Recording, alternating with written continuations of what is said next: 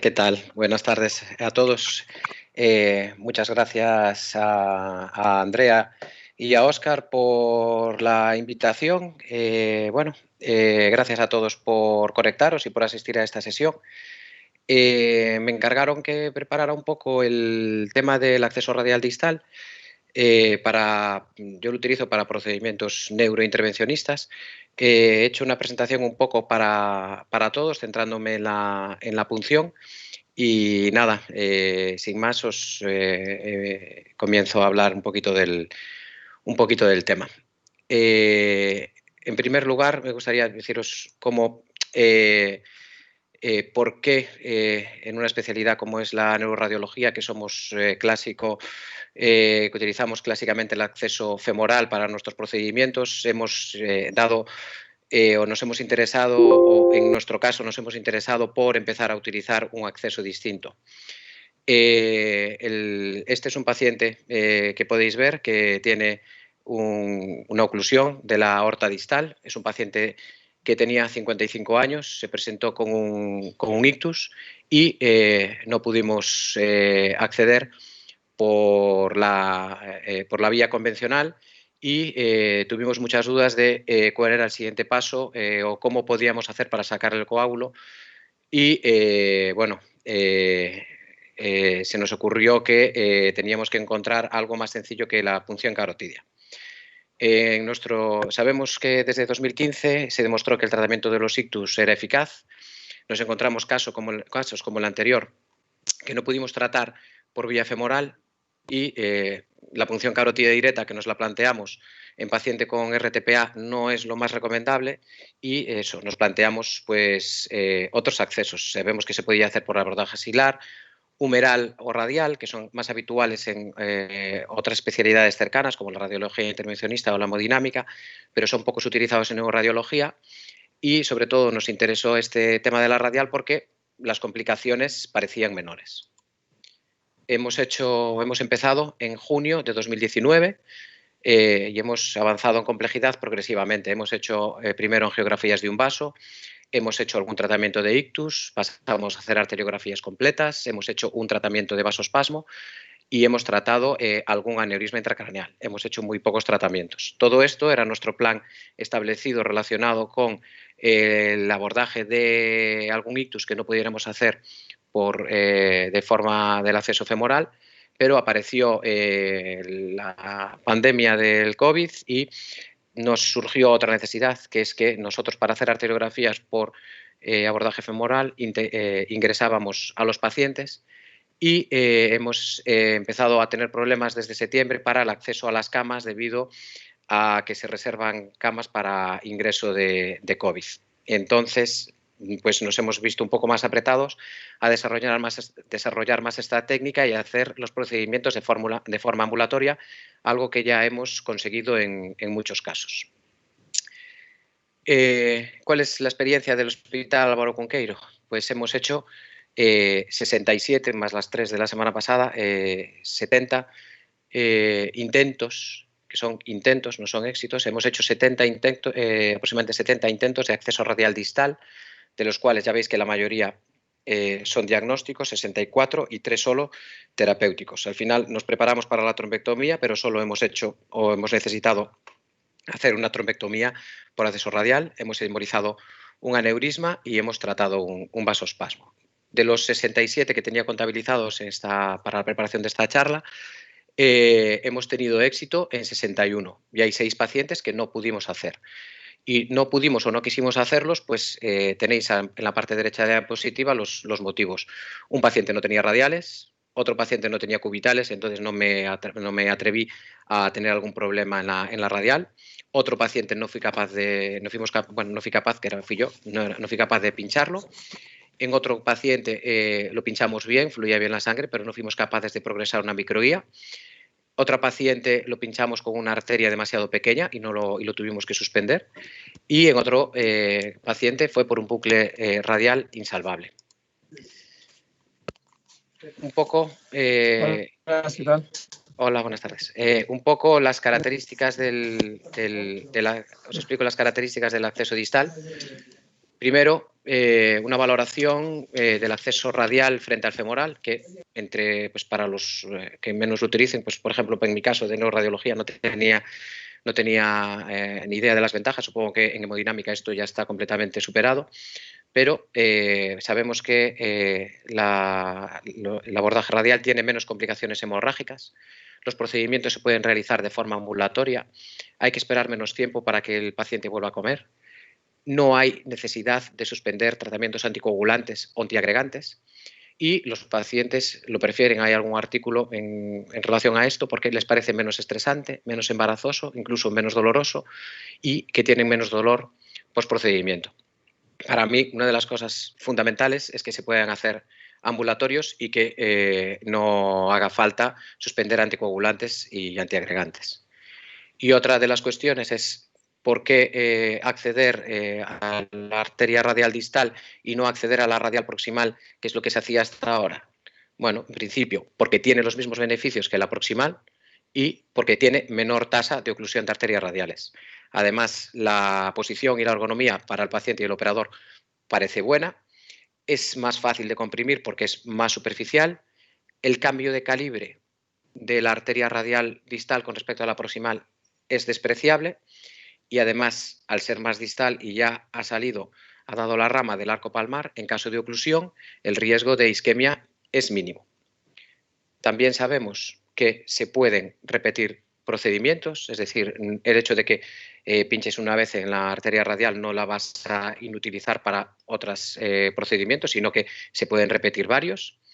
Y en nuestro caso, como no tenía experiencia previa en el acceso radial proximal y teníamos que seleccionar pues, el proximal o el distal y había que aprender uno, pues nos decantamos por aprender el distal y ya no pasamos ya no hicimos el paso de utilizar el acceso radial proximal. Os voy a comentar un poco cómo lo preparamos.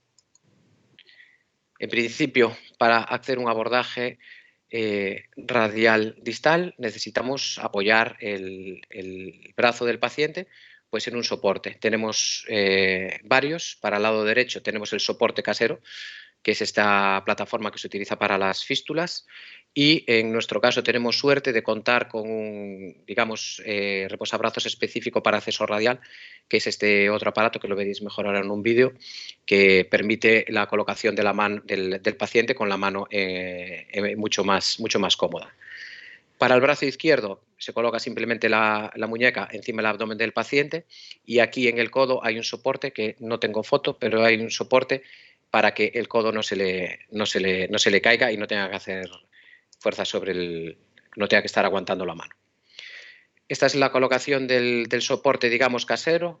Como no tenemos el soporte, digamos, cuando no tenemos el específico que se está utilizando, colocamos un tablero en la parte superior, aprovechamos el soporte de la mesa que va sobre el paciente para colocar este tipo de almohadillas. Entonces podemos poner ahí, si no se tiene el soporte específico, podemos poner la mano del paciente ahí y es una solución, yo creo que aceptable. Este es el otro soporte que se coloca a la altura de los hombros del paciente y digamos que ya tiene otras ventajas como que el antebrazo tiene una posición más cómoda y se puede girar la muñeca con el asa para ponerlo en la posición adecuada y el paciente además yo creo que se encuentra cómodo porque tiene un punto de referencia para mantener la postura. Con este sistema no utilizamos ningún tipo de agarradera, ni de fijación, ni de esparadrapo, ni nada. En principio necesitamos el material que se utilizaría para cualquier otra arteriografía, pero además para hacer el distal hace falta una aguja pues, de 18G para cargar medicación. Yo recomiendo una jeringa de insulina para infiltrar la anestesia, una jeringa de 10 normal para hacer la mezcla de anestesia con un poquito de nitroglicerina. Una jeringa, yo recomiendo que sea de distinto color, de 20 centímetros cúbicos para la preparación del cóctel, pues como lleva la nitroglicerina y la heparina y es una medicación, pues un poco para tener identificada dónde está esa medicación. Siempre se debería hacer una punción ecoguiada y necesitamos una funda de ecógrafo estéril y un ecógrafo. Y Lo habitual es utilizar un introductor. En nuestro caso, la mayor parte de las veces lo que utilizamos es un 5 French de 23 centímetros. Medicación, lidocaína al 2%, una ampolla, bueno, no se le pone toda la ampolla, pero sí es necesario tener cargado lo suficiente. Solinitrina, nosotros tenemos la dilución de 1 miligramo mililitro. Sé que esto cambia en distintos hospitales, hay distintas presentaciones. Lo que hay que saber es que lo que se necesita son 300 microgramos de nitroglicerina, pues hay que calcular la dilución necesaria. Y heparina, en nuestro caso, utilizamos 3.000 unidades, da igual el French que utilicemos, ponemos siempre 3.000. Con respecto a la preparación del cóctel antiespasmódico, que yo creo que es una de las cosas que más interesa a la gente, sobre todo la que tiene menos experiencia, porque yo creo que es uno de los cambios más grandes con respecto al abordaje femoral. En el abordaje radial se recomienda la administración de un cóctel para prevenir el vasospasmo, pues lo que lleva es lo siguiente, son 200 microgramos de nitroglicerina, 3.000 unidades de heparina, pues hay alguna gente que lo cambia según utilice un 4 French que utiliza 2.000, un 5 French que utiliza 3.000, un 6 French que utiliza 4.000 o un 7 French que utiliza 5.000 unidades de heparina. Yo por ahora le estoy poniendo 3.000 unidades a todos, no hemos tenido problema. Y el cóctel también lleva 2,5 miligramos de verapamilo. Aquí tengo que decir que yo dejé de ponerlo porque he tenido alguna complicación con hipotensión y nos daba bastante, la verdad es que nos daba bastante la lata y lo dejé de poner. Y solo pongo la nitroglicerina y la heparina, pero os tengo que decir que sí que es recomendable que se le ponga el verapamilo. A lo mejor es que nuestros pacientes son más susceptibles a la hipotensión, yo no lo sé. En todos los sitios en los que buscas qué es lo que lleva el cóctel, recomienda poner el verapamilo. En nuestro caso no lo estamos utilizando. En nuestra experiencia hemos pasado por varios tipos de cócteles. Hemos empezado por el 200 microgramos de nitro más 2,5 de verapamilo y heparina, que lo hemos hecho en más o menos 10 casos. Hemos tenido alguna hipotensión, hemos disminuido la cantidad de verapamilo a 1 miligramo, que es muy poco. Seguíamos teniendo algunos pacientes que parecía que se mareaban, que se encontraban raros, así que pocos, son 3, 4 o 5. Y hemos decidido quitar el verapamilo y normalmente ya veis que lo que utilizamos en el resto de los pacientes, en casi todos, en casi 35, fue solo nitroglicerina y heparina. En algunos pacientes que tienen una arteria buena, en más o menos 7 pacientes, no le he puesto cóctel y han ido sin ningún tipo de problema. Posición del paciente. Pues a mí me gusta tener el brazo lo más pegado al cuerpo, estirado y con la zona de la tabaquera, que es la cara lateral radial de la mano,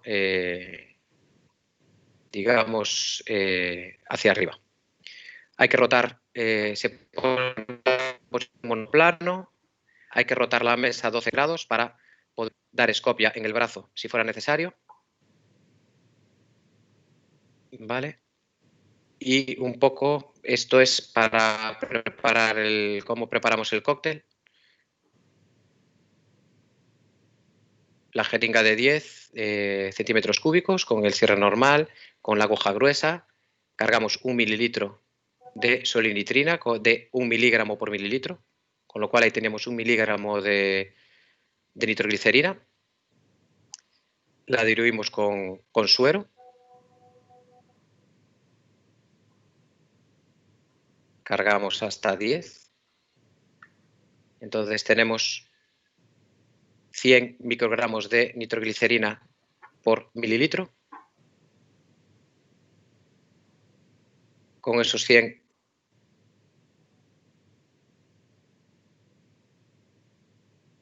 cargamos 2 mililitros, 200 microgramos de nitroglicerina en la jeringa del cóctel.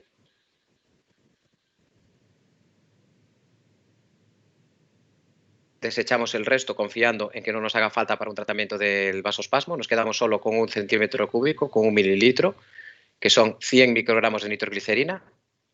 Y rellenamos con lidocaína para tener una anestesia con un poquito de nitroglicerina para ayudar a que se dilate el vaso y ganar un poquito de tamaño, ¿vale? Lo pasamos a la jeringa de insulina. de 1 mililitro. Normalmente, con 1 mililitro de anestesia suele ser suficiente. Posteriormente guardamos la anestesia, por eso nos hace falta más. Y añadimos las 3.000 unidades de heparina al cóctel.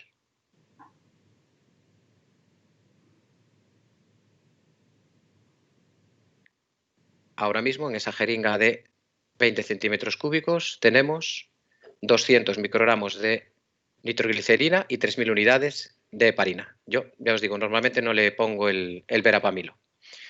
Hay algo que es muy importante para que el procedimiento salga bien, que es que el paciente esté tranquilo y relajado. Para ello hay que intentar que el entorno sea lo más agradable posible, lo menos hostil, que el paciente se encuentre bien.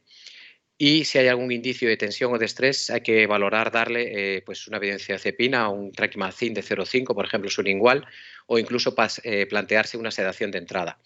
Esto es porque el vasospasmo no es solo una complicación, digamos, local, sino que viene también generada por la situación de estrés del paciente, y si el paciente está un poco nervioso, puede ser que el procedimiento sea más complicado y más doloroso. Ahora os explico un poco el procedimiento en sí. Primero, unos comentarios acerca de algo que también inquieta cuando empiezas a hacer los abordajes por la arteria radial, que son los test para valoración de riesgo de isquemia, que son los famosos test de Allen o de Barbeau. Es decir, yo no lo hago porque ya desde el 2018 en la asociación de la AJA ya reconocen que son test que no predicen las complicaciones y no se deben utilizar para el triaje. Con lo cual creo que no voy a perder nada de tiempo aquí. Deciros que, bueno, que se puede hacer, hay tutoriales para deciros cómo se hace, pero creo que yo no os lo debo explicar porque yo no lo estoy utilizando. Y sin utilizarlo, los aproximadamente 70 pacientes que hemos hecho no hemos tenido problema. Otra cosa que yo creo que hace falta para hacer la punción radial distal es un ecógrafo. Los ecógrafos para esta zona de la anatomía tan pequeña pueden ser sondas lineales convencionales, que es la que utilizo yo, o pueden ser incluso sondas tipo hockey stick, que son un poquito más pequeñas, pero tienen un inconveniente estas sondas porque en algunos casos no permiten la visualización de los primeros milímetros bajo la piel y puedes no ver la aguja en esa zona, y dado que es una zona que está bastante superficial, si no ves la parte superior, pues no te vale para mucho. Es decir, los sticks tipo hockey están bien, pero si cuentas con el que se ve desde la piel. Para mí, una sonda lineal de 10 o 14 megahercios es suficiente. Yo no tengo un ecógrafo con grandes prestaciones, tengo un ecógrafo, digamos, pues portátil, bastante rudimentario, con una imagen básica, y es suficiente para ver la arteria y para funcionarla. Importante la selección del tipo de introductor que se va a utilizar. El introductor se selecciona según bueno, la necesidad del procedimiento y sobre todo el tamaño de la arteria radial. El tamaño de la arteria radial es el limitante, no podemos introducir un introductor más grande que la arteria. Debido a esto y para maximizar la posibilidad que tengamos de acceso, se deben utilizar introductores de bajo perfil. Son introductores que tienen una pared más fina, con lo cual permiten que, digamos, mantener catéteres de 5 French con el equivalente de que sería en la arteria femoral un 4 French. A mí me parece importante porque realmente los catéteres de 5 French yo creo que para neuro dan un mayor soporte y una mayor ventaja, pero el tener que, sin tener que, digamos, aumentar el grosor del introductor, evita el poder tener algún tipo de complicación, con lo cual creo que es muy buena idea utilizar los introductores de bajo perfil. Para seleccionar el introductor os decía que hay que medir la radial y tenemos que saber cómo se mide la radial. Se mide a 10 milímetros proximal a la estiloides. Hay que medir la luz del vaso, no la pared, es decir, tenemos que dejar la pared por fuera. Mejor medir en axial, yo creo, porque da una medida probablemente más real. Y deciros que en la literatura viene que las arterias radiales de los hombres son de 3,1 milímetros más menos 0,6 milímetros y en mujeres de 2,8. En mi experiencia, las arterias son de 2 milímetros o 2,4 milímetros. Yo no sé si es que los gallegos tenemos las arterias más pequeñas o es que el ecógrafo se ve peor, pero realmente arterias de 3 milímetros no me he encontrado con casi ninguna y sobre todo lo que me encuentro son arterias de 2,2 y en mujeres arterias de 1,6, 1,7 o 1,8 y bastante justito para realizar la punción. Según la literatura, el 86% de los hombres y el 73% de las mujeres podían usar un 6 French. Bueno, en mi experiencia, casi todos los pacientes pueden utilizar un 5 French. Solo una paciente no hemos podido hacerlo por este motivo, que fue la siguiente. ¿Veis? Una arteria de 1,4 milímetros. Fuimos capaces de, bueno, fui capaz de pasarle la guía, se puncionó, el flujo refluyó bastante bien, perfecto, era una arteria, digamos, que parecía normal, la guía pasó perfectamente, veis que la guía está en el brazo, pero al querer pasar el introductor se introducía unos milímetros la punta del dilatador y no avanzaba, forcé un poquito y no avanzaba, a la paciente le dolía y dije, bueno, pues está claro que una arteria de 1,40 milímetros, a pesar de haberla dilatado, el introductor pues no entró. Y esto es lo que se vio con la aguja. Al hacer una inyección sobre la aguja, vemos que el contraste se va todo a unas ramas, digamos, de la muñeca, que no sé muy bien cuáles son. La arteria radial aparece como filiforme e incluso no se ve el origen. Yo esto lo achaqué a que le hice daño a la arteria probablemente y sería por vasospasmo. Y bueno, no pude hacer el procedimiento, lo tuve que suspender y lo pasamos a femoral. Importante también de los introductores, además de que sean bajo perfil, desde que utilizo introductores largos, o sea, solo utilicé cortos los 10 o 15 primeros pacientes, después nos pasamos a los largos, no hemos vuelto a tener el problema del vasospasmo en la arteria radial. Hemos tenido alguno en arteria braquial, pero el de la radial nos lo saltamos.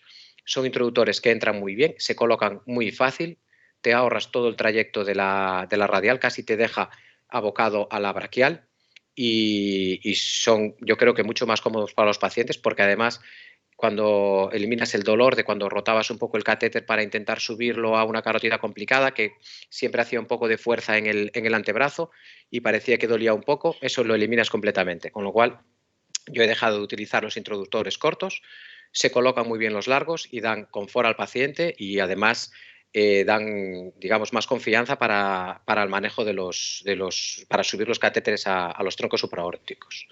Un comentario que esto es de la literatura, porque yo no he utilizado introductores de este tipo todavía.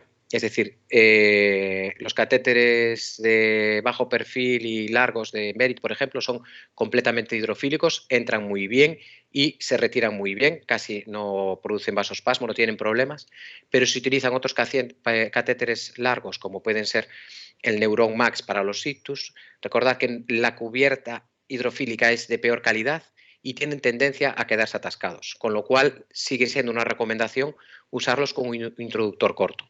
El problema es que el introductor corto para un Neuron Max sería un 8 French y un 8 French para la radial ya son palabras mayores que yo no sé, el calibre tenía que ser por lo menos de 2,7 o 3 milímetros y no todo el mundo se le puede poner. Pero bueno, yo en este caso sí que lo tengo bastante claro que el introductor que yo recomiendo o el que yo escojo es el 5 French de bajo perfil de 23 centímetros. Es el que mejor nos ha ido. Como veis aquí, hemos probado algún introductor corto en arterias pequeñas de 4 French. Nos ha ido bien, pero digamos que los catéteres de 4 French son más blandos y es un poco más difícil digamos, subirlos a los troncos supraórticos. Imagino que para otras aplicaciones, a lo mejor para cardio, pueden ser suficientes en algunos casos, lo desconozco, pero para neuro yo creo que recomiendo los catéteres de 5 French. Si es necesario hacerlo con un 4, se puede hacer, pero digamos que en la práctica diaria es más rápido, más fácil, los procedimientos son más cortos, utilizando catéteres de 5 French. Para el ictus utilizamos lo que teníamos, que era un terumo, un introductor de los de hemodinámica, un terumo de 6 French, corto, también empezamos a utilizar los introductores. Al principio utilizábamos los 5 French cortos, pero viendo que había dolor y en el antebrazo nos pasamos a los largos y la verdad es que muy bien. Bueno, esta es la preparación de un introductor que tiene un purgado realmente sin mayor interés. Se purgan tanto el dilatador como el introductor.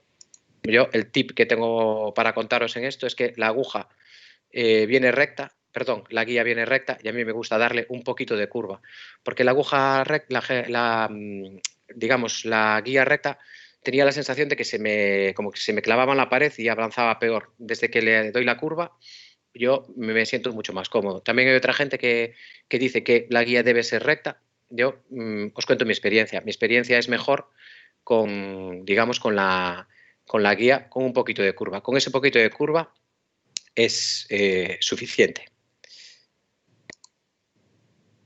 Posición del arco, como os contaba en uno de los vídeos anteriores, tiene que estar para los que tenéis biplano, hay que hacer el acceso con el arco en posición monoplano y hay que rotar la mesa unos 12 grados para tener acceso mediante escopia a la zona del antebrazo, del codo y del brazo.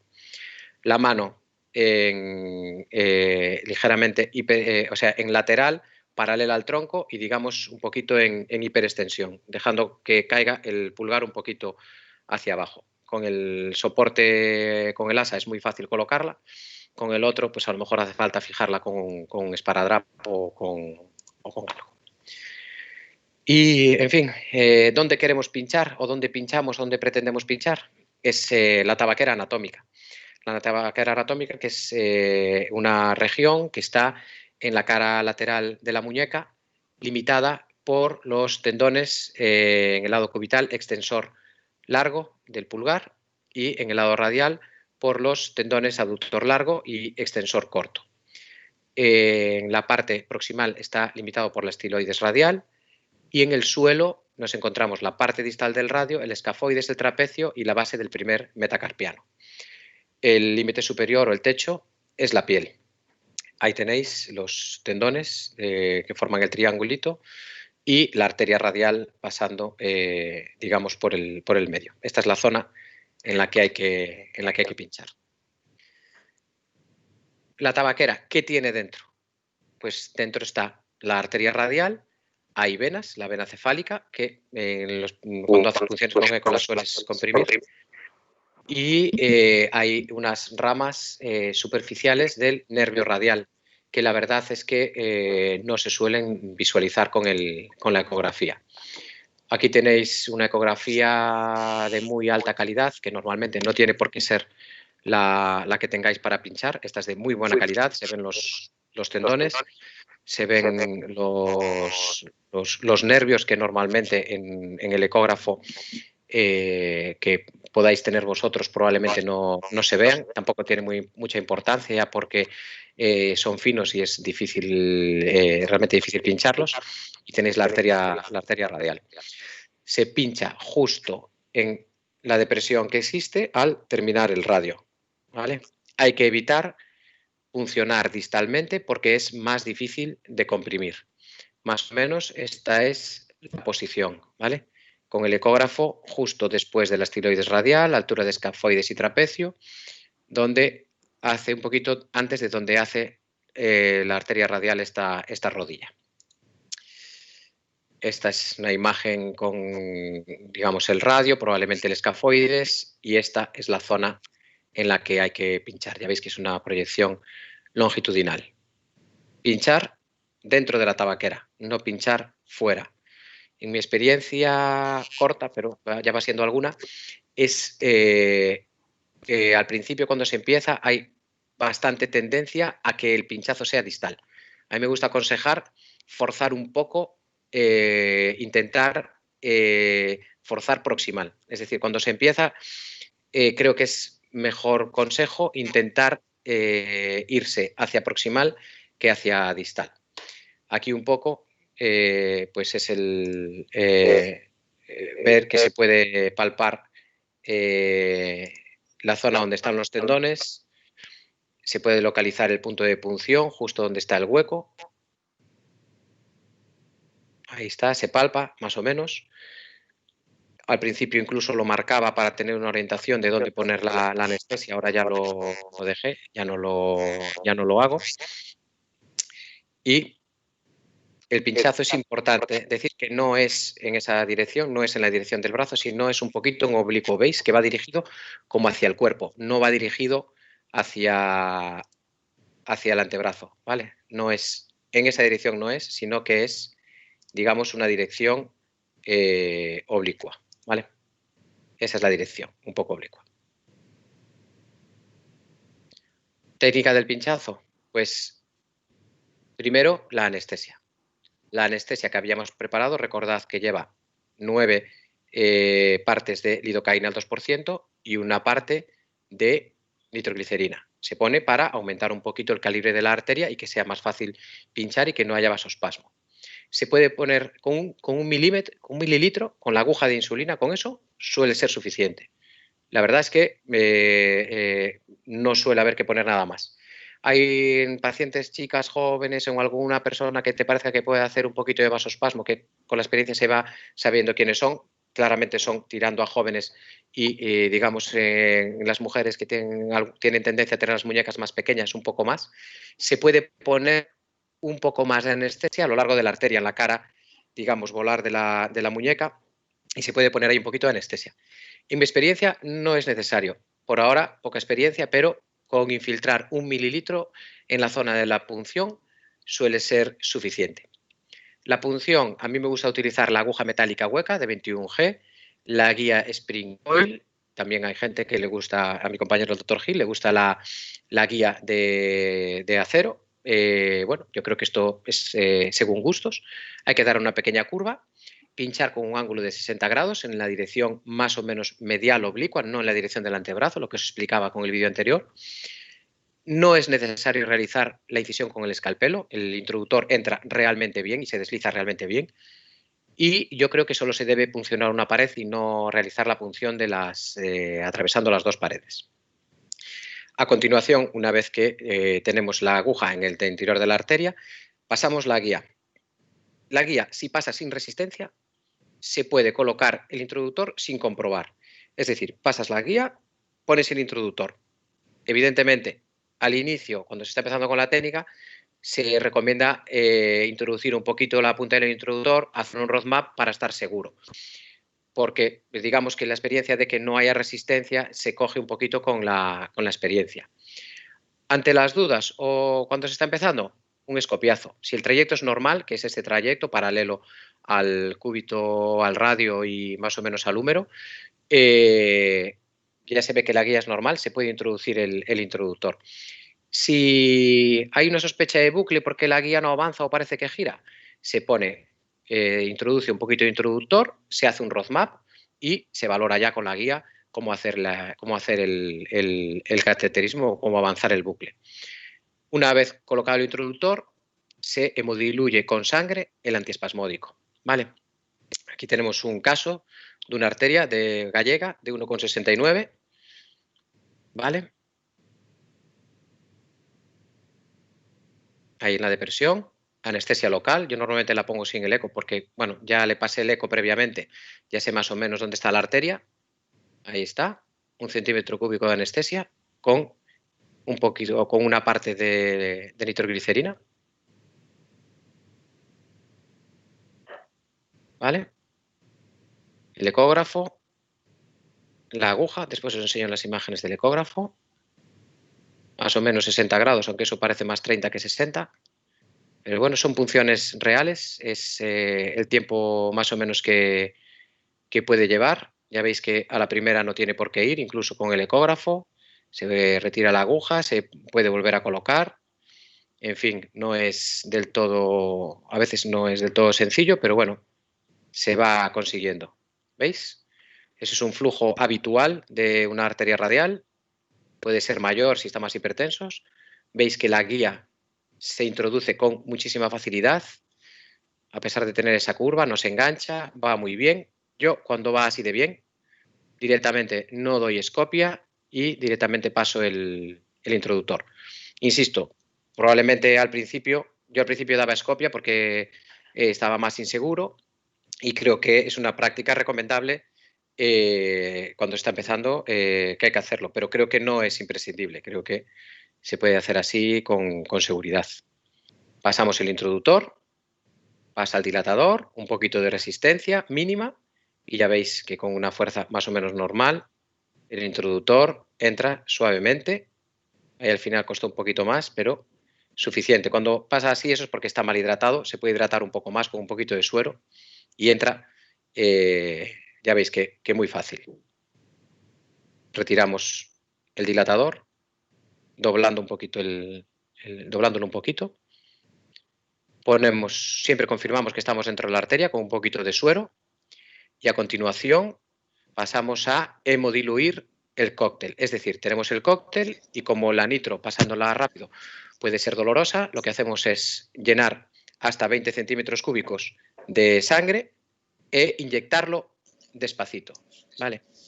Es más o menos tiempo real. Yo lo que le digo al paciente es que me avise si nota algún tipo de dolor, si no lo tolera, si nota mucho calor, que son las molestias que suele tener. Si no las tiene, digamos que voy un poquito más rápido. Si las tiene, pues diluyo un poquito más y voy más despacio.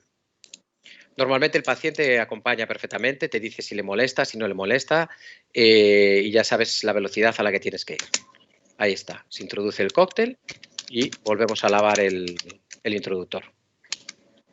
¿Vale? Ahí está, perfecto.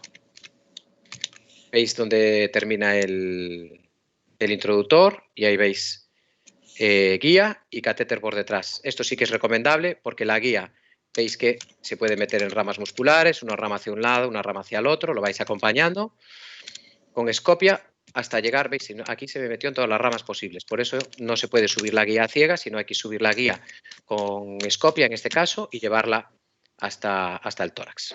¿Vale? Otro caso, una arteria un poquito más fácil de pinchar, aunque tiene un poquito ahí de aterosclerosis, 2 milímetros 17, este es el ecógrafo, este probablemente sea el tendón, hay que venir un poquito por debajo, en este caso ahí veis más o menos la aguja, tiene bastante artefacto. A mí me gusta pinchar en plano, me enseñaron así y aprendí así. Sé que la técnica más habitual es pinchar fuera de plano, pero bueno, cada uno ahí sí que tiene que aprender la técnica que más cómodo se sienta. A mí con esta técnica me siento cómodo, a pesar de que hay veces que la aguja parece que está dentro y no lo está. En este caso parecía que estaba, pero no estaba. Bueno, pues intenta ir retirando la aguja, girando, avanzando un poco. Ahí vemos y ahí sí que parece que ya está.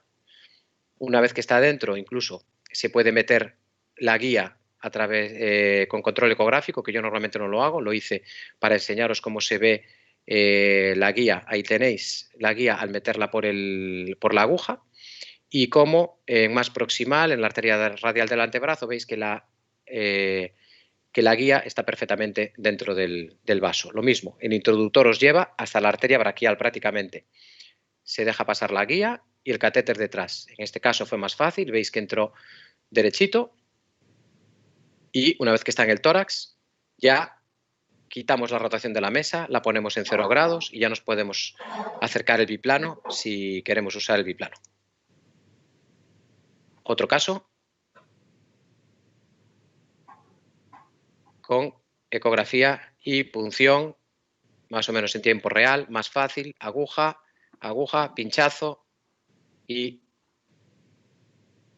el reflujo de la sangre con la aguja hueca. Sangra un poquito, pero para pinchar una pared yo creo que es lo más adecuado. Una pregunta que nos hicimos es si era necesario poner un suero de lavado y es una pregunta que se hace gente. Nosotros no lo utilizamos y como podéis ver no es recomendable. Hay algún artículo que ya habla de que no se recomienda poner suero de lavado porque se hemodiluye la sangre en una parte muy distal de la anatomía, se desplaza el pulso sanguíneo y pueden aparecer zonas de isquemia o de necrosis en la piel e incluso de, bueno, estas de isquemia, es una zona de menos irrigación sanguínea y pueden dar algún tipo de problema. Lo único recomendable es heparinizar bien y no poner el suero de lavado. Cuando queremos pasar la guía y hay resistencia, bueno, la guía o el introductor, hay que parar. La resistencia se puede deber a espasmo, a tortuosidad o bucles, a que catetericemos la recurrente radial, a que hagamos una punción distal y catetericemos el arco palmar o arteriosclerosis. El espasmo lo podemos provocar nosotros equivocándonos en la punción. En pacientes susceptibles de espasmo que vienen un poquito nerviosos puede ser necesario sedarlos. Y la solución, evidentemente, pues poner más cóctel o poner el cóctel para los que no lo pongan y sedar al paciente. Para los bucles o tortuosidad es una variante anatómica. Solución, hacer un roadmap y rectificar en una guía hidrofílica en los casos en los que se pueda. Cuando se cateteriza la recurrente radial, hacer un roadmap e intentar evitarla pues con una guía hidrofílica. El arco palmar hay que evitar hacer punciones distales y para arteriosclerosis solo nos queda cambiar el lugar de punción o pasarnos a la radial proximal, que probablemente tenga la misma arteriosclerosis, o pasarnos a la arteria femoral. Variantes anatómicas de la radial, pues hay unas cuantas. Puede desembocar más o menos alto en la arteria braquial o tener esta arteria que es la recurrente radial. Estos son casos de Vigo, yo os enseño las complicaciones que tuve, o digamos las dificultades, en la literatura hay más, pero yo solo os puedo hablar de las que he tenido. Esto es un bucle que la guía nos iba continuamente a la recurrente radial, cogimos una guía de 0,35, fuimos capaces de dar esta curva y una vez que das la curva pasas el catéter y ya no hay ningún tipo de problema. Eso sí, cuando tienes un bucle, después si tienes que cambiar el catéter, se debe cambiar con una guía de intercambio para no tener que volver a hacer esta maniobra. Y este es otro bucle que no fuimos capaces de vencer. Teníamos un introductor un poco corto y con la guía no fuimos capaces de pasar esta curva y el paciente le molestaba y estaba bastante nervioso y bastante dolorido y fue uno de los casos que decidimos no pasar a femoral y no hacer el abordaje radial. Con lo cual, bucles de pequeño tamaño se pueden solventar fácilmente, bucles de mayor tamaño, pues puede ser difícil. El cateterismo de la recurrente radial, pues cuando existe es fácil de que la guía se te meta aquí, es una arteria muy fina que como le metas un catéter le va a doler y le va a provocar espasmo. A nosotros nos pasó un caso que, bueno, tuvo un poco de dolor, el paciente ya lo notó, ya nos dijo, me duele el brazo, ya sacamos la guía, hicimos una pequeña serie, vimos el espasmo, vimos la arteria normal y ya nos redirigimos. Este vídeo no me funciona, es el paciente que no pude hacer porque la punción era bien, refluía bien, pero la guía no avanzaba, no pasaba de aquí abajo, no pasaba de aquí y no hubo manera. Cambié la punción radial distal a la punción radial proximal, le volví a pinchar y tampoco me progresaba la guía. Así que decidí que podía ser por arteriosclerosis, que se me enganchaba en alguna placa que no estaba viendo o que le había hecho una disección, entonces tuvimos que suspender el procedimiento. Pero bueno, esto evidentemente puede suceder. No supe exactamente qué es lo que pasaba, la sangre fluía bien, pero la guía no quería avanzar y hubo que suspenderlo. Ah, vale, sí que funciona hoy. Bueno, últimamente no funcionaba. Ahí está la guía, que ya veis que parece que toma una dirección fuera de la arteria, pero realmente estaba dentro porque la sangre fluía, pero la guía no avanza, se plica.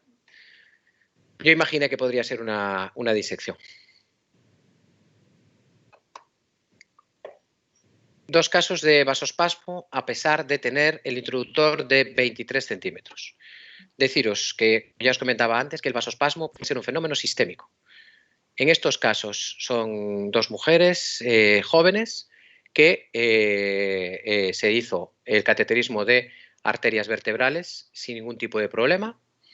En la de la izquierda era la vertebral derecha, pasó el catéter perfectamente. Se hizo una secuencia 3D, que sabéis que las secuencias, o para los que no sabéis, hacer una secuencia 3D implica meter pues 18 o 20 centímetros cúbicos de contraste a un flujo bastante alto y a veces los pacientes sienten mareos, se angustian y tienen una sensación desagradable, que fue lo que le sucedió a esta paciente. Tuvo la sensación desagradable obteniendo la imagen y espasmodizó completamente la arteria braquial y atrapó el catéter. ¿Veis hasta dónde estaba el introductor? el introductor de 23 centímetros y a partir de ahí se espasmodizó la arteria, pero no fue por manipulación, fue por que el paciente pues, tuvo una descarga simpática y digamos que hizo un vasospasmo. Se solucionó con sedación y paciencia. Se le puso media ampolla de midazolam, media ampolla de fentanilo y poco a poco se fue retirando el catéter. En este caso pasó exactamente lo mismo, solo que era el final del procedimiento, es decir, la paciente toleró todo el procedimiento bien y en la última serie que íbamos a hacer, que era la adquisición 3D en la fosa posterior, hizo el espasmo y también nos atrapó un poco el catéter. Le pusimos un poco de sedación y salió sin ningún tipo de problema. Lo que me lleva a explicaros cuál es el tratamiento de si tenéis estas complicaciones, que es importante saber qué es lo que hacer cuando se te queda un catéter o introductor atrapado. A mi introductor no se me quedó atrapado nunca ninguno, se nos quedaron 2 catéteres. Lo primero, no se debe forzar la retirada del catéter, no nos podemos poner nerviosos y tirar como unos brutos y decir va a salir el catéter. No, lo que hay que hacer es, en primer lugar, sedar al paciente, midazolam y fentanilo. En la siguiente diapositiva os explico lo que tenemos acordado con anestesia. Más o menos es 2,5 miligramos de fentanil, de midazolam y 75 microgramos de fentanilo. Si esto no funciona, se repite el cóctel con de 100 a 300 microgramos de nitroglicerina, otros 2,5 de verapamilo y se puede poner más heparina.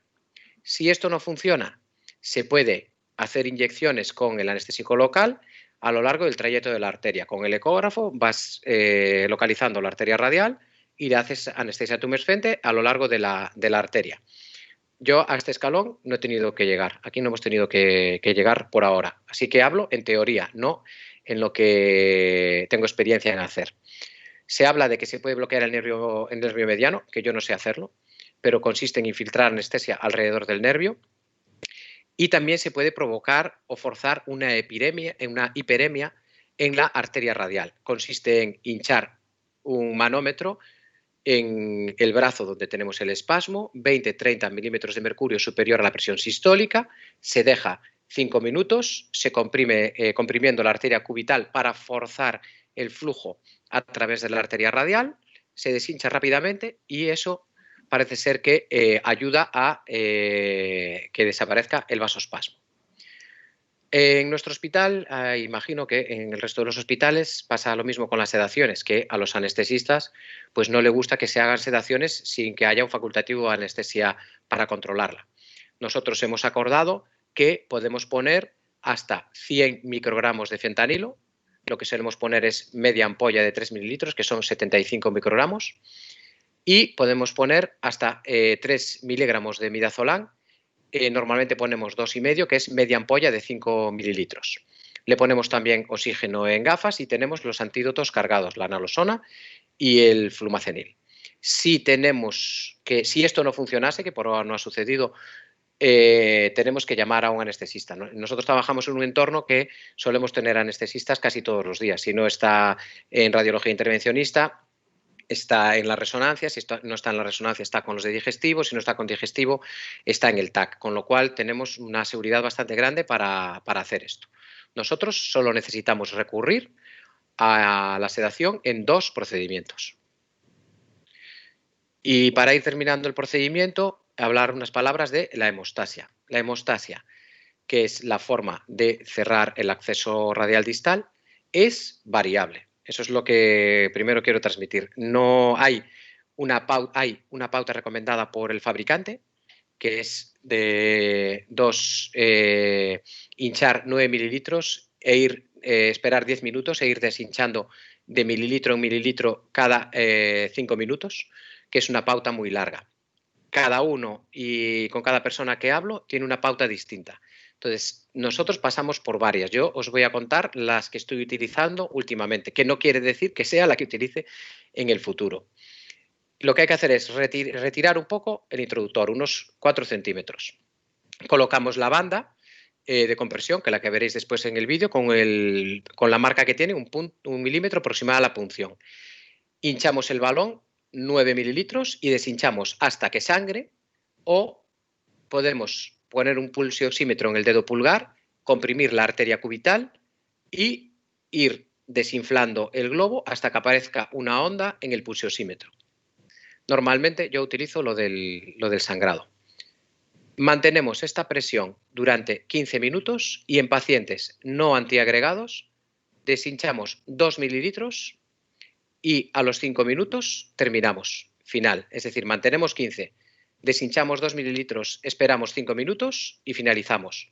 En pacientes antiagregados lo que hacemos es ir deshinchando más progresivamente, de 2 en 2 mililitros cada 5 minutos. Con esta pauta no hemos tenido ningún problema de pseudoaneurisma ni de sangrado.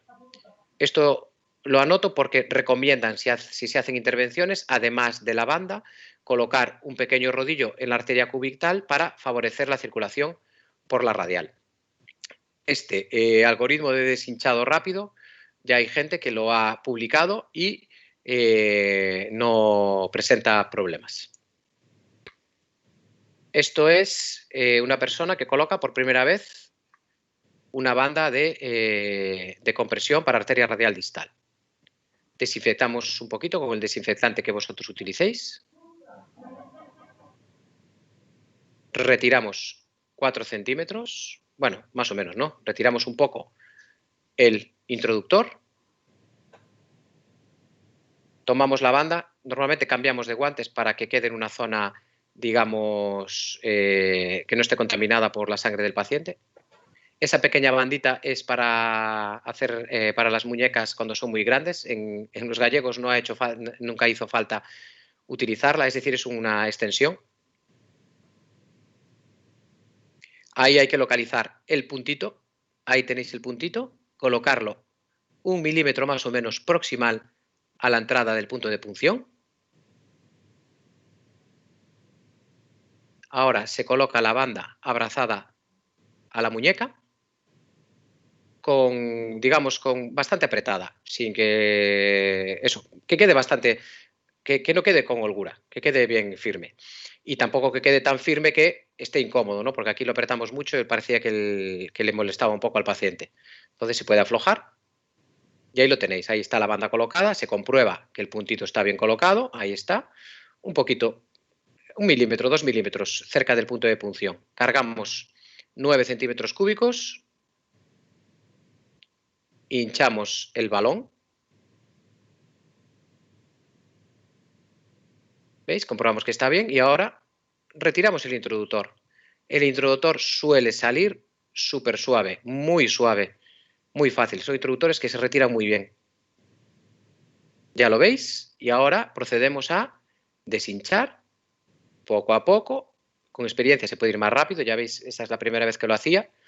Va muy despacito, pero ya veis, poco a poco y de repente se ve ahí visteis un poquito de sangre y le pones 1 mililitro. Al principio la tendencia es meterle un poquito más. Bueno, si le metes más, evidentemente comprime más la arteria y después el deshinchado te lleva más tiempo. Pero bueno, recomendación, decirle al paciente que aguante la jeringa en esta posición porque así mantiene la postura de la compresión, no anda girando la muñeca y además no se pierde la jeringa, que también es otra cosa que puede suceder. Decir que la jeringa no tiene una boca especial que hace que no haya lugar a error y no se le puede meter aire en el introductor ni en otro tipo de agujas.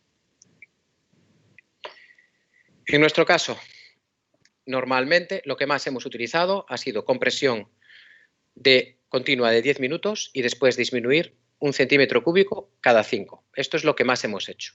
Lo que estamos haciendo ahora es esto.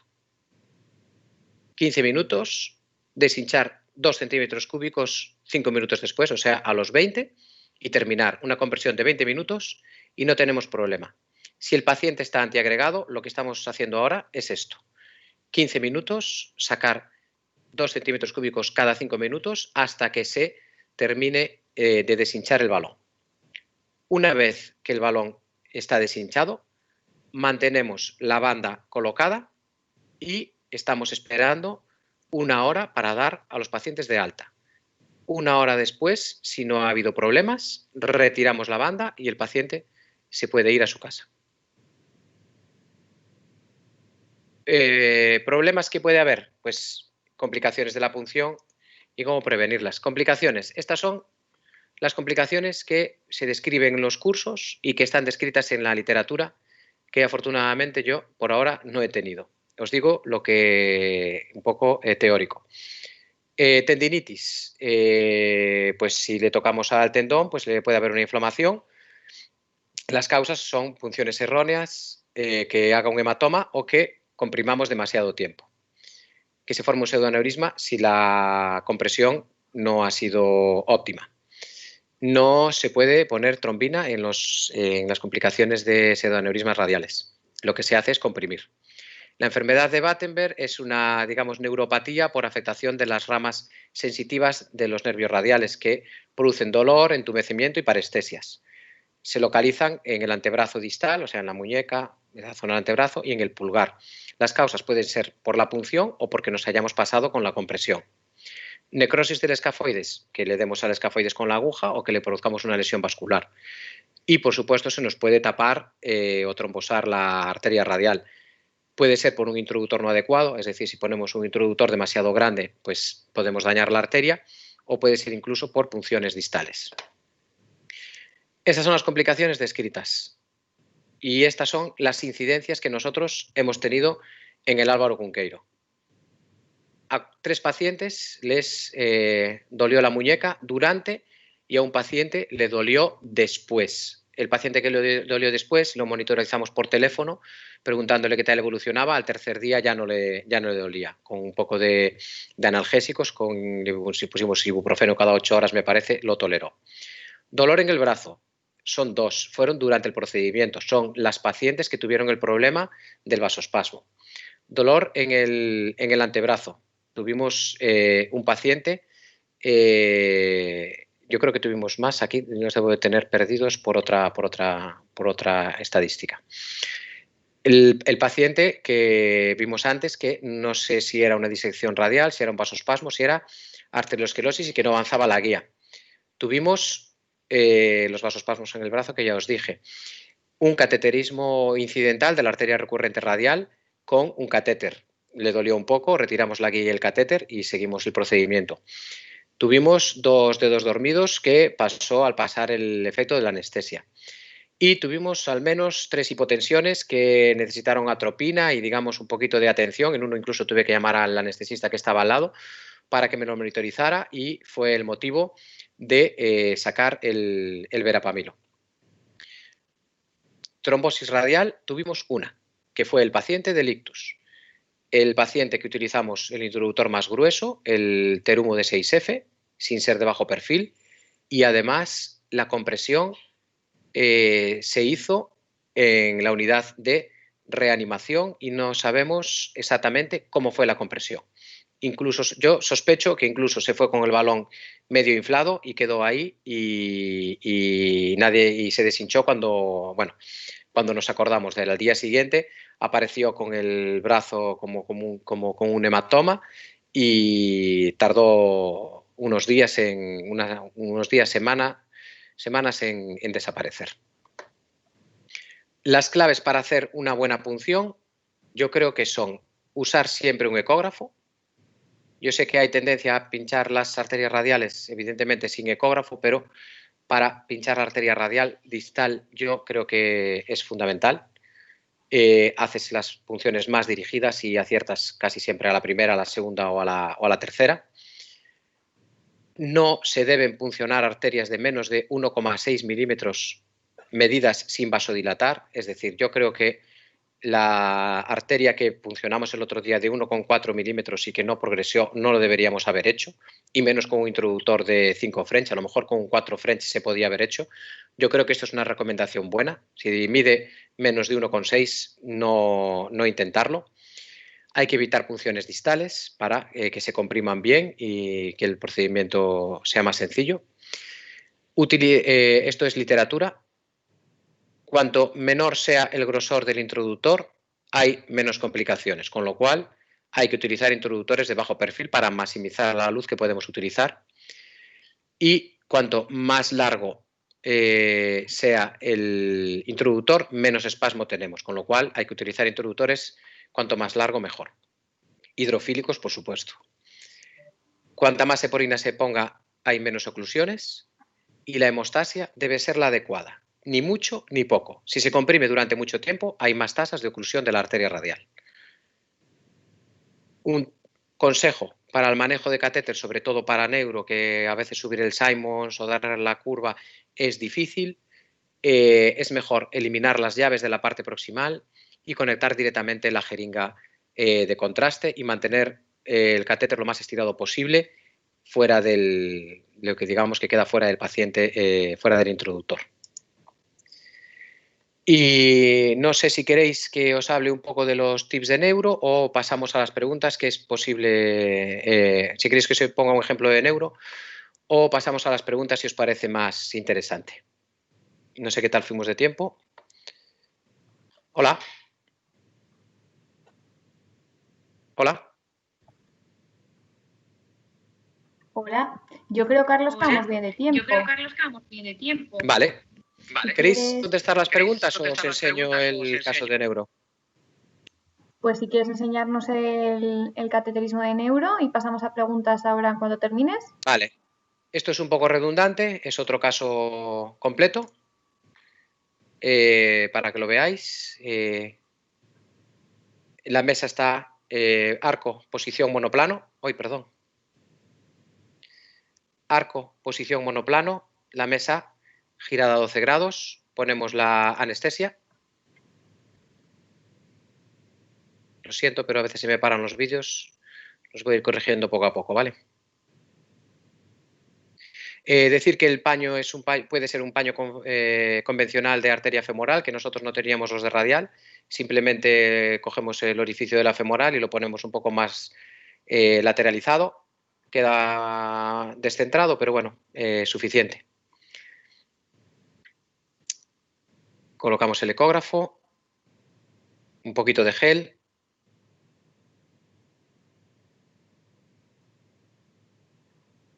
Ahí veis una exploración antes de pinchar, un punto localizando la escotadura donde hay que pinchar. Aquí está el radio, aquí probablemente el trapecio, aquí la base del metacarpiano. Esta es la zona ideal.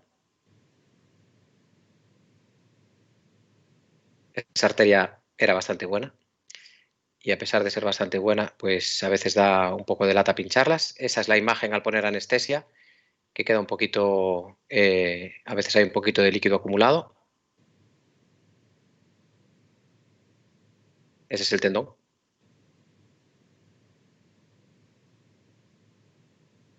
Aguja, pinchazo y poco a poco intentando localizar la punta de la aguja y intentándolo. Yo creo que en esta pantalla no se va a ver bien, este vídeo no lo guardé, me parece. Por eso no lo tengo, pero nada, se intenta ahí, ya veis que hay una indentación, no se ve nada bien la aguja. La configuración del eco, cuando lo tengáis, es el foco bien arriba. Normalmente yo le quito los armónicos y le quito toda digamos, el software avanzado. Me gusta una imagen más nativa, que es donde se ve bien la aguja. Y nada, pasamos la guía, era la época en la que daba escopia, confirmamos que la guía está bien pasada. Se me corta. Pasamos el introductor.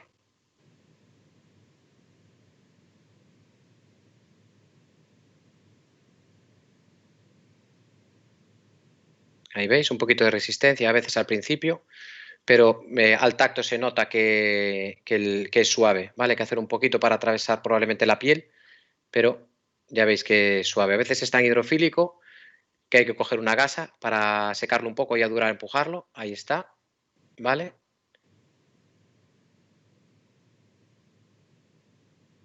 La guía ya estaba pasada, con lo cual ya sabía que no había resistencia. Eso yo creo que es la resistencia normal. Evidentemente hay que presionar un poco para que avance, pero realmente es poco. Entran muy bien y si se hidrata el introductor con un poquito de suero, entra mucho más fácil. Retiramos el dilatador y la guía y volvemos a colocar el suero. Vamos a avanzarlo un poco. Lavamos. Bueno, siempre está bien. Hay que comprobar que estamos en la arteria. Lavamos. Colocamos el cóctel. Lo hemodiluimos. En este paciente me llevó un poquito más de tiempo que en el anterior, probablemente porque al paciente le molestaba un poco. Y lo que hay que hacer, yo lo que hago es conversar con el paciente. Le pregunto si nota algo, si nota calor, si le duele, si lo tolera, y según las respuestas, pues voy un poquito más rápido o un poquito más despacio. Ya veis que es progresivo. Bueno, esta es la forma de ponerlo que a mí me está yendo bien. Y también a veces se queda muy concentrado abajo en el fondo de la aguja y es cuando más molesta. O sea que los últimos centímetros cúbicos hay que tener un poquito más de precaución porque le puede molestar. Ahí, poco a poco, poco a poco, poco a poco. Y tenemos el cóctel, ya tenemos el cóctel puesto. Volvemos a lavar. Comprobamos que todo va bien. Perfecto. Y nada, ahora ya. Bueno, esto lo puse para el vídeo. Yo normalmente no utilizo el apósito adhesivo transparente.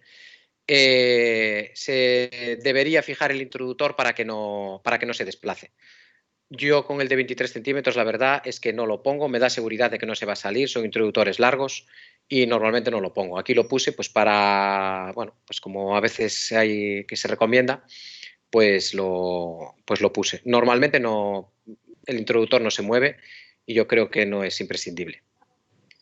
Catéter Simons de curva, Simons Impress, perdón, Simons 2 de 125 centímetros. Impress es el catéter que a mí más me gusta. Ya sé que no tiene mucho cuerpo, ni es muy firme, pero a mí me gusta cómo sube. Una vez que tienes colocada la guía, yo creo que es fácil subirlo. Probé el Performa y a mí me gusta un poquito más. Mi preferencia va por el Impress, pero ahí creo que también va por barrios. Hay alguna gente que prefiere el Performa. Bueno, el vídeo está yendo un poco mal, os lo voy pasando poco a poco. Aquí tenéis el cateterismo de la arteria vertebral. El cateterismo de la arteria vertebral suele hacerse desde el lado derecho de forma directa. A ver si va. Perdón, os lo voy pasando. Ahí está.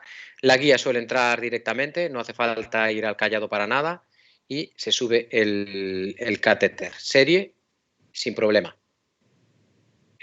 Para hacer el cateterismo del resto de las arterias se pasa la guía, se intenta poner en la aorta descendente. Si no va a la primera, se introduce un poco el catéter. Cuando hace este cambio de curva, se vuelve a empujar la guía y ya veis que va a la aorta descendente. Se retira la guía y hace la curva del Simons. Una vez que está hecha la curva del Simons, ya veis que... pero lo siento, pero este está fallando, no iba a ser todo perfecto. Una vez que hace la curva del Simons, ya podemos hacer el cateterismo, en este caso de la arteria subclavia, que ya veis que de ahí no está saliendo la vertebral, un caso, bueno, pues a veces pasa. Y la arteria vertebral salía directamente del callado, ahí la tenéis. Se tira del catéter, se coloca y se hace la serie. Perfecto. Ahora, para cambiar de vaso, se empuja el Simons para que mantenga la curva y ya salta, debería saltar hacia la izquierda, si no se modifica, se rota un poco, se modifica la curva, cateterismo de la izquierda, se tira y digamos que tenemos el cateterizado a la común y para subir el catéter a la interna, que es una de las maniobras yo creo que más difíciles desde la radial, lo que se hace es subir la guía. Y el problema que tiene es que a veces la guía hace fuerza en el callado y te lo tira hacia la aorta descendente o incluso hacia la raíz de la aorta. Mi consejo para esto es pasar la guía con cuidado y siempre lo más arriba posible, subir mucho la guía hasta la base del cráneo. Se sube hasta arriba y aquí es donde yo encuentro la ventaja del Impress. El Impress, una vez que llegas hasta arriba, suele subir bien, ¿vale? Ahí está, serie, sin problema. series sin problema, puedes hacer 3Ds, puedes hacer más o menos las series que quieras. Perfecto. Y falta el cateterismo de la derecha, que lo mismo, tiramos un poquito del catéter, tiramos un poquito del catéter, una vez que ya está la curva del Simons abajo, empujamos, tiramos de él y nos metemos en la derecha. En la derecha puede pasar lo mismo que en la izquierda, que es que cuando tiene este tipo de curvas abajo, la guía nos tiene tendencia a echar el catéter hacia el callado de la aorta. Lo que hacemos es subir bien la guía. Ahí se nos iba la externa, se va la externa, ahí ya está en la interna. Guía bien arriba, empujar. ¿Veis que al empujar, aquí hay un momento, veis que no lo subí bien y el catéter tiene tendencia a caerse? Lo que se hace es volver a subir la guía y subir más el catéter. Una vez que está bien subido el catéter, ya está. Se hace las series y sin problema. Haces las series que quieres. Suele salir así de fácil.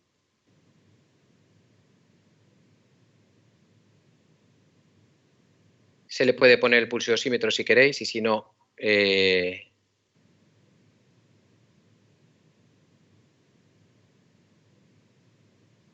Si se pone el pulsiosímetro, para que esto funcione hay que comprimirle la cubital, normalmente con la otra mano, con la izquierda, se comprime la cubital y vas retirando aire hasta que aparezca la onda en el pulsiosímetro. Yo normalmente lo sigo haciendo con el pequeño sangrado. Ahí sangra, 1 centímetro cúbico, se retira. ¿Vale? Y la posición de la jeringa en la mano del paciente, que la sostenga él para no perderla y para que no mueva la mano y conserve la misma postura.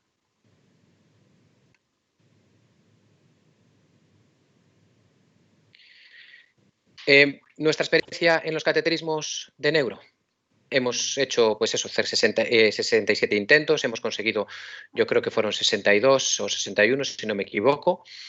Hemos intentado, esta es una estadística de todos los vasos que hemos intentado cateterizar por separado, es decir, carótida interna, carótida externa, vertebral derecha, vertebral izquierda. Hemos intentado más o menos 200, hemos conseguido cateterizar 174 y no hemos podido cateterizar 24. Normalmente son carótidas izquierdas y vertebrales izquierdas, sobre todo si accedemos desde la derecha. El acceso radial desde la izquierda solo lo utilizamos para hacer cateterismos de la arteria vertebral izquierda y son pocos los pacientes que necesitan ese tipo de arteriografías de un vaso solo vertebral izquierda, hay pocas. Nosotros hemos hecho una diagnóstica y creo que el tratamiento que hicimos fue por aquí. Ya veis, estos son todos los catéteres que utilizamos normalmente. Bueno, no son los que tenemos, sino los que hemos probado.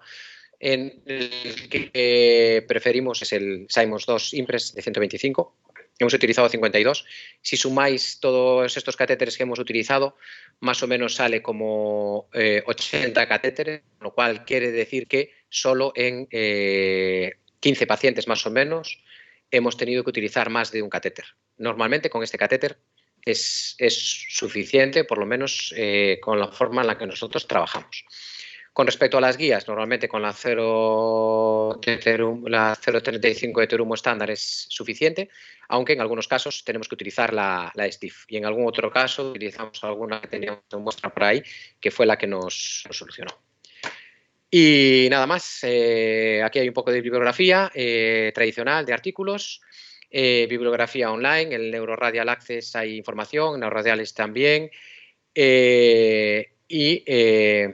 Eric Peterson en Twitter tiene un tutorial completo de tweets con tips acerca de cómo se debe hacer un abordaje radial. Y nada, gracias a Óscar por las fotos y por los vídeos. Y poco más. Ahora, si queréis, si tenéis alguna pregunta y si puedo intentar solucionarla, pues adelante. Muchas gracias, Carlos. La verdad es que súper completa toda la presentación. Y nada, yo por mi parte no tengo preguntas porque nos lo has dejado todo muy claro. Sí. Vamos a ver Muchas si gracias, alguien Carlos, y de verdad que por aquí. enhorabuena por la presentación. Muy bien.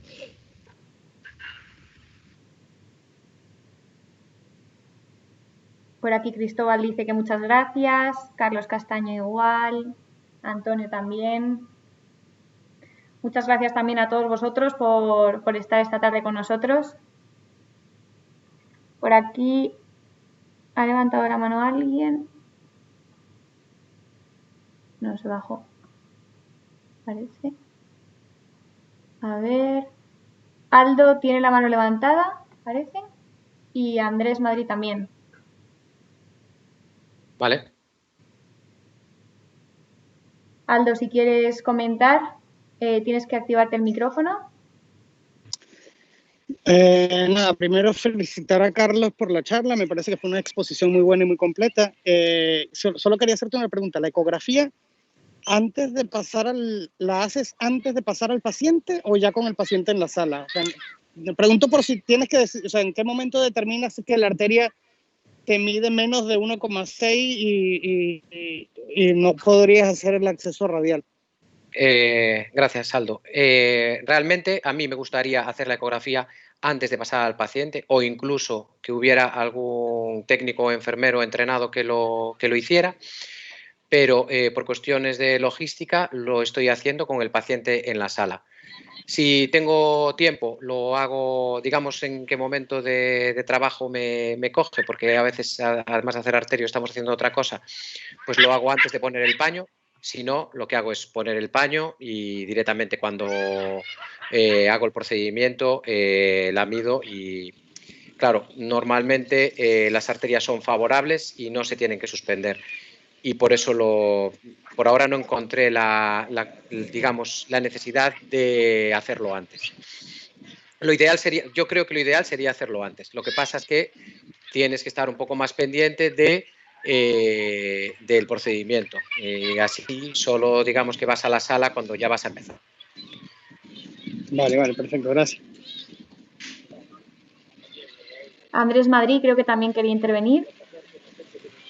Hola, Andrés.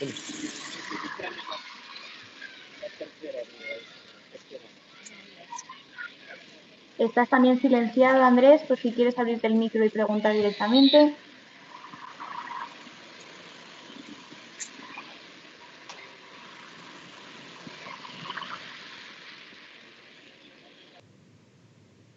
No te escuchamos de momento. Aquí teníamos preguntas en algún momento también. Por aquí decía todo el mundo gracias, muchísimas gracias. Rosa García del Germán Trias y Puyol de Badalona, felicitarte y tiene varias preguntas también. Pero, No consigo verlas. ¿las escribió o quiere conectarse? Rosa creo que estaba desde el hospital, pero no puedo ver las preguntas. A ver. Vale. Un segundín, me voy a ir hacia el chat. Rosa, no se enviaron las preguntas, no sé si las vas a escribir ahora después. Estamos al tanto. Ah, mira, aquí está. El calibre de la arteria limita los dispositivos que vas a utilizar, por ejemplo, en tratamientos de aneurismas o de MAP o en ictus, que necesitemos dispositivos de mayor calibre. Sí, por supuesto que el calibre de la arteria lo limita.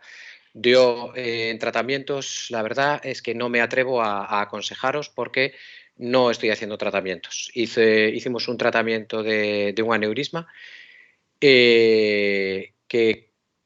no recuerdo si fue un web o fueron unos coils, pero digamos, con un envoy de 5 French y algo como muy bajo calibre. No hemos hecho, el ictus que hemos hecho, lo hemos hecho con un introductor de 6 French y con un EI68 directamente o sea, cateterizando, intercambio y poner el EI68 y después volviendo a cateterizar para hacer los controles y no me atrevo a dar consejos acerca del manejo del material para tratamientos. A mí lo que me pide el cuerpo, por lo que he leído, es utilizar introductores cortos. Es decir, no meter el Neuron Max directamente o meter el Infinity o meter directamente el introductor. Yo creo que sería ideal o yo lo que haría probablemente sería poniendo un 6 French corto y pasando el ace directamente, y si tengo que repetir, repito. Hay gente con experiencia que habla de que se puede poner, por ejemplo, un Neuron Max o un Ballast directamente, sin problema, por ejemplo, para el tratamiento de los ictus. A mí me da un poco de, por ahora me da un poco de respeto. Cuando lo tenga que hacer, probablemente lo que compruebe será que la arteria mide por lo menos 2,4 o 2,5 milímetros antes de dilatar, y que podemos alcanzar los 2,7 milímetros que mide el Neuron Max por fuera para pasarlo con garantías. Esa es la idea. Por supuesto, hay que adaptarlo. Hay que adaptar el introductor al tamaño de la arteria. Tony Lorenzo está también aquí con la mano levantada, que me consta también que estaba haciendo casos de radial distal, y no sé si quiere comentarnos también su experiencia con esta pregunta que propone Rosa.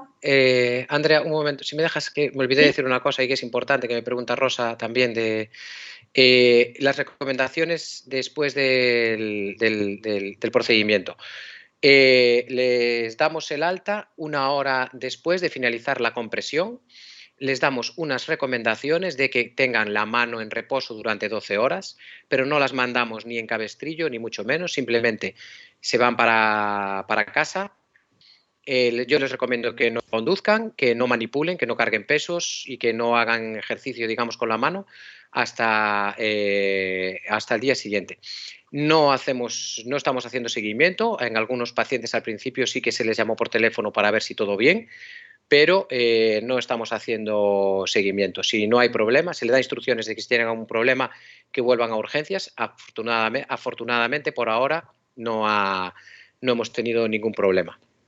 Decir también que hemos acordado con la unidad de ictus de que si tenemos algún problema haciendo cateterismos diagnósticos ambulatorios, que se los mandamos a ellos, y nos han dicho que sin problema, que las complicaciones que podemos tener pues son en relación a eso, de los cateterismos, y que si necesitamos la cama, pues los podemos mandar para allí.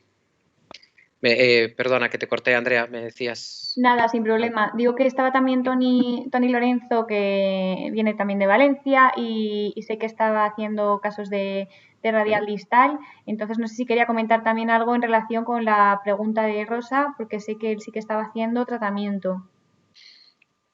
Tony, si quieres hablar, puedes abrirte. Genial. Buenas tardes. Hola, en primer lugar, Carlos, bueno, enhorabuena por la presentación. La verdad es que además es una pasada, es muy reproducible. Yo soy más hasta ahora de radial proximal, pero voy a convertirme a radial distal, sobre todo por esos tiempos que describes tú de compresión, que la verdad es que pese a la heparina sorprenden y ganas bastante tiempo, ¿no? Nosotros estamos muy contentos, los pacientes se van contentos y no estamos teniendo ningún problema. Y el aspecto de todas las punciones es muy bueno, es muy bueno. Pues sí, la verdad es que esos tiempos son del todo envidiables, ¿eh? Nosotros hemos hecho hasta ahora 73 arteriografías por radial, pero radial proximal. Y la única complicación que he tenido fue un hematoma en antebrazo, que te asustas, porque de repente el antebrazo se pone duro y empiezas a pensar el síndrome compartimental, ¿no? Y ya estuvo 3 semanas con impotencia un poco de la flexión de los dedos.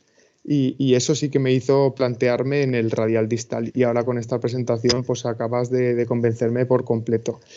Sí, lo único que matizaría yo es en el tema de los ictus. Es verdad que la radial distal también es una muy buena alternativa, pero no olvidemos la radial proximal ahí, porque esos 7 centímetros pueden valerte oro.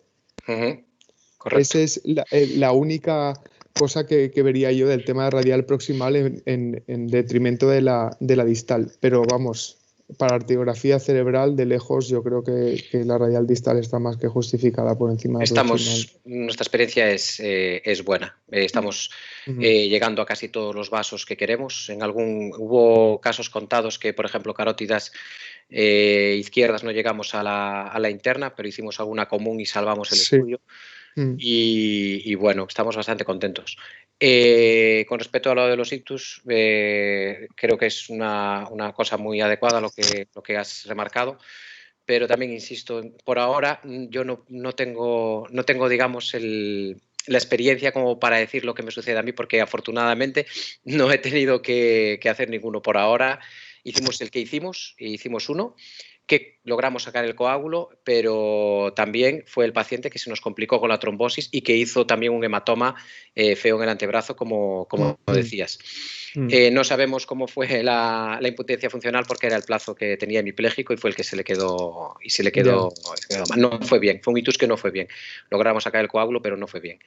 Y sí que fue muy espectacular el antebrazo, cómo se le quedó. Pues sí, la verdad es que asusta, ¿eh? Asusta. Nosotros hemos hecho solo 2 ictus por la radial y eran 2 pacientes con variante bovina, además troncos muy elongados, que desde la femoral no había forma de subir, porque eso te encuentras con la carótida izquierda totalmente tumbada y no había manera con los medios de que disponíamos de subir. Utilizamos la radial y fue muy bien. Y yo soy de esos que utilizan el ballast a pelo directamente. Correcto. Y va bien, ¿verdad? O sea, dicen que... Sí, lo recomiendo porque tiene una doble capa hidrofílica y lo utilizas directamente con el dilatador, que tiene muy buen perfil, no hay nada de escalón ni de decalaje y entra muy bien. Y hoy justamente es el primer aneurisma que hemos tratado por la radial, un top de la basilar y lo que decías tú, entras directamente en la vertebral sin caer encallado y una pasada, vas directo. Muy Más bien. que recomendable el tema de la radial, ¿eh? Sobre todo como herramienta alternativa es... Genial. Yo creo que sí que es una alternativa muy buena y sí. En nuestro caso nos ha salvado de poder hacer los diagnósticos en muchos casos por el tema de la logística del hospital. Sí, y un último comentario más y ya el tema de la radial recurrente que has comentado antes. Yo tuve un caso y lo tuve que dejar, pasé a la femoral y luego tuve otro caso también, he tenido 2 que no conseguí salvar ese bucle y lo que hice fue pasar a la radial contralateral y no la tenía. Ajá. No tenía radial recurrente, solo a modo de curiosidad. Sí, puede ser una alternativa. Yo en algún caso me lo planteé, solo que esto va a cuestión de habilidad también, porque hay que pasar una y realmente el cateterismo desde el lado izquierdo puede ser, yo creo que es un poco más complejo. Yo en un paciente que hice, me olvidé de poner la estadística, casi todos los que hago son derechos. Izquierdos los hice contados, no sé, haría 5 o 6. Y hubo un paciente que tenía un tatuaje en todo el antebrazo y la muñeca del lado derecho y digamos que me dio como cosa pinchar el tatuaje y dije, bueno, pues me voy a pinchar el lado izquierdo, que malo será que no me salga el cateterismo. Y la verdad es que fue un error porque le pinché el lado izquierdo y me costó hacer el cateterismo de las internas. En un caso no llegué porque, claro, las fuerzas y la guía se distribuye como mucho más hacia el callado y realmente es más complicado. Yo no, para hacer una arteriografía completa no lo recomiendo el izquierdo. No, yo tampoco. Pues nada, Carlos, oye, enhorabuena, ¿eh? Una charla muy chula y muy didáctica, muy docente y sobre todo eso, reproducible, que es lo que importa. Perfecto, muchas gracias. Bueno, un abrazo. Muchas gracias, Tony. Yo simplemente quería haceros un apunte también, Carlos, como todavía no estáis tratando ictus con radial distal o son poquitos, me consta que el equipo también de Valladolid están haciendo bastantes casos por radial distal, de ictus también y aneurismas. No sé si Guillermo, que es la persona que está en contacto con ellos, también quiere apuntar alguna cosita, pero nos comentaban que en algunos casos habían llegado a utilizar hasta 8 French también por radial distal. No en todos los pacientes, pero hay pacientes en los que sí que lo han podido hacer. Así que, bueno, esto es cuestión de ir haciendo y seguro que posteriormente podréis incluso tratar también por radial distal en algunos casos. Paso a paso. Nosotros sí, yo creo que la idea será hacer los tratamientos en principio que no se pueda por femoral hacerlos por radial. Pero bueno, hasta ahora para empezar con los tratamientos nos vamos a dar un margen. Quizás empecemos a hacer algún coil fácil, sigamos con algún coil fácil, algún stent, a lo mejor o algún web, en fin. Pero bueno, por ahora vamos paso a paso que queremos que nos siga yendo bien. Seguro, sí. Decían que a partir de los 50 casos aproximadamente es cuando, bueno, ya uno lleva rodaje, ¿no? Para empezar también a hacer estas cosas y bueno, vosotros vais cogiendo experiencia cada vez más. Por aquí tenemos más preguntas. Víctor Maestro nos pregunta, en relación con el manejo de las complicaciones, ¿alguna vez se te ha quincado la guía al pasarla sobre la aguja, bien sea por no estar bien colocada la aguja o avanzar demasiado rápido la guía? ¿Cómo lo manejarías? Yo creo que, vamos a ver, me ha pasado alguna vez lo de que la guía no avanzaba sobre la aguja. No sé por qué ha sido, no sé si es porque se ha quincado, hay alguna que sí que he sacado como doblada. Caso parecido al que os enseñé, que no sabía si era una disección o lo que era, que no me avanzaba. Y lo que he hecho en un caso, que es el que recuerdo que solucioné o que me salió doblado, fue cambiar a un kit de micropunción. En vez de pinchar con la aguja y con la guía del introductor, cogí un kit de micropunción y con eso me fue perfecto. Es que la guía del introductor, que viene con el introductor, es buena, pero la guía de los kits de micropunción es mejor, yo creo. Por lo menos el kit de micropunción que teníamos disponible en ese momento en el hospital, que yo creo que era de Merit también, y la guía del kit de micropunción en ese caso nos mejoró. Y creo que sería la solución para eso. Si no funciona con la aguja y con la guía que trae el kit, pues yo creo que cambiar de aguja y cambiar de guía sería lo que utilizaría. Y si así no funciona, intentaría la radial proximal. Y si con la radial proximal sigo teniendo el mismo problema, pues a la femoral. Fenomenal. Dicen aquí una cosa que a mí, pues yo también comparto. No he entendido la relación del tiempo de inicio de ingesta respecto al acceso femoral. Pues mira, nosotros el acceso femoral clásicamente me habían enseñado que los pacientes tenían que esperar unas horas para empezar a comer y que tenían que iniciar tolerancia a líquidos y ir viendo que toleraban. Yo desconozco porque en la radial no, pero sí que en los artículos, en las revisiones y incluso en el curso de Maastricht, las recomendaciones todo el mundo insistía en que por el acceso radial que se podía empezar a comer inmediatamente. No sé por qué es, no te puedo contestar, Rosa. Sí que es un poco que lo he sacado de lo que se dice o lo que viene escrito en algún artículo que valora el confort y las ventajas del acceso radial, pero no te podría dar una explicación exactamente de por qué. Podría ser a lo mejor por el uso de la sedación, que en radial hay en sitios en los que, bueno, no se seda absolutamente nada. No lo sé porque en la femoral no se hace sedación. No lo sé. Más bien la pregunta sería por qué en femoral hay que esperar más tiempo para que los pacientes reintroduzcan la ingesta. Me parece a mí. Que no, la verdad es que no, nunca le di mucha importancia, la verdad. Siempre venía ahí en los cuidados post procedimiento que nosotros manejamos y efectivamente pues lo seguimos haciendo. Y luego preguntaba también por aquí Rosa que si en la infiltración anestésica no utilizáis bicarbonato sódico. No. Infiltración anestésica, cargamos en una jeringa de 10 mililitros, 100 microgramos de nitroglicerina y 9 centímetros cúbicos de lidocaína. Con esa jeringa de 10 pasamos un mililitro a una jeringa de insulina. Y con esa jeringa de insulina, con ese mililitro que lleva 9 partes de lidocaína y solo una mínima parte de nitroglicerina, ya veis que es muy poco, porque si hay 100 microgramos en la jeringa de 10, en la jeringa de 1 debe haber 10 microgramos. Y con eso es lo que inyectamos, sin bicarbonato ni nada más. Vale. Mira, Montse Pardo, que es del Clinic de hemodinámica, nos comenta por aquí en respuesta al tema de la ingesta en femoral. Tiene toda la razón, que tiene que tener relación con el reposo y la posición de decúbito. Como normalmente los femorales los tenemos en decúbito, para intentar que no flexionen y que no sangren antes, debe ser por lo que se retrasa, ¿no?, la ingesta. No quiere decir que no puedan comer, sino que va más relacionado con esa posición. Pues seguramente, sí, pues seguramente sea por eso. Muchas gracias. Así también aprendo yo algo. Gracias. Gracias, Monse.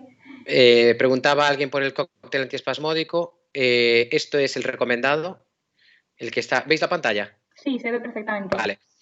Este es el recomendado.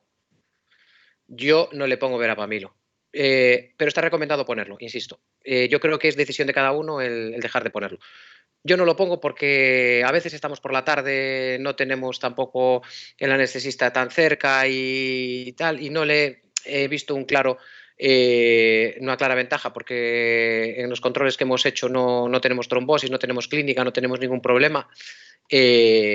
No tenemos, con los introductores largos, no tenemos nada de espasmo. Yo soy más de poner el introductor de 23 centímetros y no poner el verapamilo. Es una opinión personal. Si vas a la literatura, pues la tendencia a poner el cóctel parece la predominante. También hay rumores por ahí, pero estos siempre son rumores de que hay gente que no pone el cóctel. Yo no lo sé. Yo os tengo que recomendar lo que está escrito y también os digo lo que hago yo. Ahora cada uno también, bueno, pues que vaya viendo con la experiencia qué es lo que considera más adecuado. A mí me parece que es una cosa que entra dentro de cierta variabilidad. Sí es cierto que el cóctel ha demostrado que es eficaz para prevenir el espasmo, pero supongo que admite algún tipo de matización o de cambio para que se adapte al trabajo de cada uno. Fenomenal. ¿Lo administras a todos? También me preguntaban el cóctel. Como norma general, sí. Hay algunos pacientes que yo creo que fueron alrededor de 6, 7, 8, 10, que tenían una arteria, digamos, grande, de estas de 3 milímetros, que no lo puse.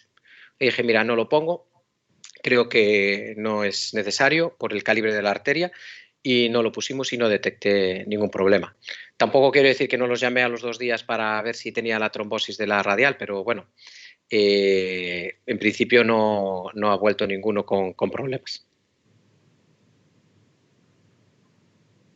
Y bueno, nada, ¿alguna cosa más? No sé si alguien quiere decir alguna cosa más. Como queráis, si no, pasamos a la vida. Nada, todo el mundo te agradece tu presentación, Carlos. Nada, yo les agradezco a todos que se hayan conectado y nada, si quieren alguna cosa más de información, pues que os pidan mis contactos y yo encantado de ayudar y nada, que seguimos aprendiendo. Llevamos la experiencia, pero yo creo que por lo menos los neuroradiólogos estamos como de media en un entorno que no es el nuestro y bueno, poco a poco pues intentaremos mejorar. Vale. Pues muchas gracias, Carlos. Esto es otra cosa interesante, ¿no? Que al final aquí nos reunimos todos, nos podemos poner nombre y apellido y en caso de que alguien quiera obtener más información, pues siempre es bueno, ¿no? Poder contar también con gente de este ámbito, ¿no? Que pueda echarnos una mano en un momento dado y no empezar tan solos. Así que muchas gracias a todos. Muchas gracias a ti, Carlos, especialmente por esta presentación, que como ya te ha dicho Tony, la verdad es que no te has dejado nada, es súper reproducible y espero que todos os vayáis animando a este acceso, que bueno, creemos que es otro acceso más que hay que tener en cuenta, que nos puede beneficiar y puede beneficiar mucho a los pacientes. Así que, pues nada, muchas gracias y quedáis invitados a conectar también con nosotros si tenéis cualquier duda, si alguien se lanza a empezar para poder ayudaros también lo máximo posible.